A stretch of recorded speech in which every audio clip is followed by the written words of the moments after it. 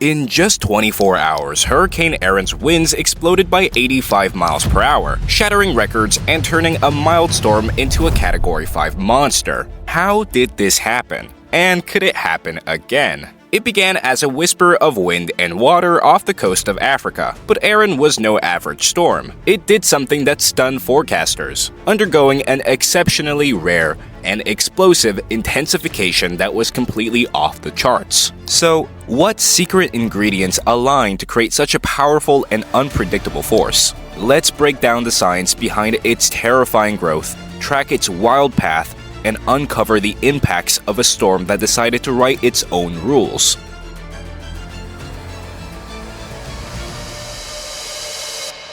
Hurricane Erin began humbly, as a tropical wave leaving the west coast of Africa and passing over Cabo Verde on August 11th. As the fifth named storm of the 2025 Atlantic season, it struggled for days fighting off persistent dry air that kept it from getting its act together. But as it neared the Lesser Antilles, something shifted. The atmospheric conditions suddenly became perfectly favorable for development, and that's when things got truly terrifying.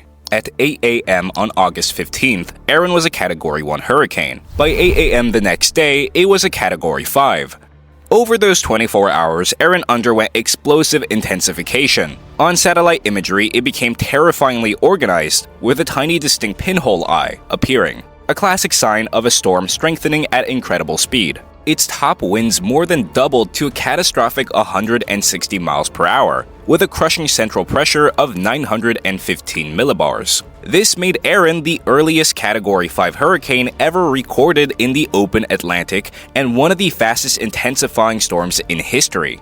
So, what was the recipe for this monster? The main fuel for any hurricane is warm ocean water, and Erin moved over a patch where Atlantic sea surface temperature hit 87 degrees Fahrenheit, nearly 3 degrees above average, giving it the high-octane fuel it needed to grow. But warm water isn't the whole story. A hurricane also needs a moist, stable atmosphere. Dry air can suffocate a storm, and strong upper-level winds known as wind shear can act like scissors, tearing it apart. For Erin, the conditions were nearly perfect. Moisture was plentiful, and wind shear was incredibly low, allowing the storm to stack up perfectly and spin into a beast. The result was a textbook case of extreme rapid intensification.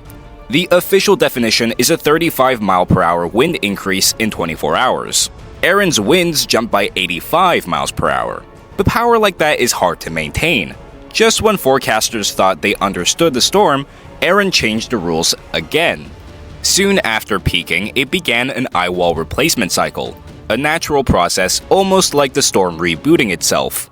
As the inner core broke down and a new, larger eye wall formed, the storm weakened to a Category 3. But Erin wasn't done yet. While Erin's power was a spectacle, its path created a different kind of anxiety. Forecast models showed its center passing east of the Bahamas before turning north, tracking somewhere between Bermuda and the US East Coast. Steering currents were expected to keep Erin from slamming directly into the mainland. But even from hundreds of miles offshore, a hurricane of this size is a major threat. Its hurricane-force winds stretch 80 miles from its center, and its tropical storm-force winds reached up to 230 miles. That massive wind field meant its impacts would be felt over a huge area. The biggest threat was to the coast. The National Hurricane Center issued warnings for life-threatening surf and rip currents for the entire US East Coast, from Florida to New England. Waves of 8 to 12 feet were forecast from northern Florida to North Carolina, with some spots potentially seeing waves as high as 15 to 20 feet.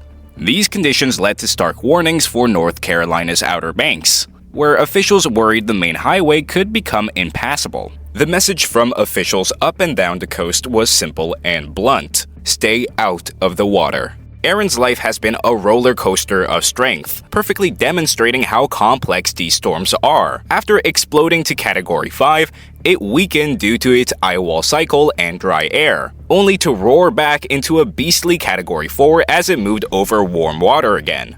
This constant flux is a huge challenge for forecasters and shows how a storm's personality can change in a flash. As Erin moves north, it's expected to stay a large and dangerous major hurricane for several more days. Its wind field is forecast to get even bigger, meaning its ability to churn up dangerous surf will continue and even grow, affecting areas as far north as Atlantic Canada. The storm's track has nudged closer to the east coast, keeping everyone in the Outer Banks and Bermuda on high alert.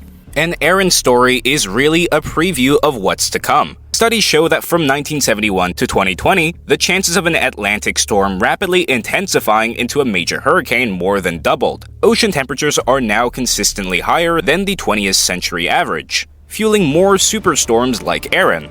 This trend is a nightmare for forecasters and gives people on the coast terrifyingly little time to prepare for a potential disaster.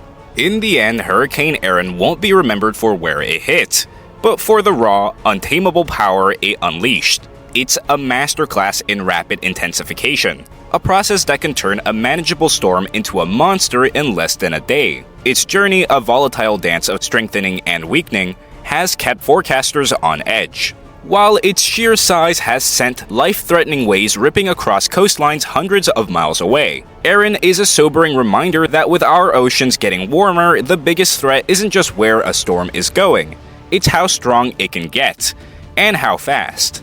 The lessons we are learning from this storm are critical, because in the future, this kind of explosive growth might just become the new terrifying normal. If you want to stay ahead of storms like Erin, subscribe and ring that bell, because the next record-breaking hurricane could be forming right now.